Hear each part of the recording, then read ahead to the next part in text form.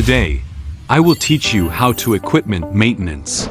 There are several common consumables for cutting workpieces: molybdenum wire, conductive blocks, eye masks, wire cut fluid, etc. Wire cut fluid replacement. Check if the cutting fluid is turbid. Mix ratio is 1 to 5.5. In practice, use 2 fluid buckets per tank of water. Power feed contact replacement. The machine has 3 power feed contacts. Replace them when deep scratches or grooves appear from wire wear. Die guide replacement. After extended use, the die guides, upper and lower, wear out and must be replaced. Simply remove with pliers and install new ones.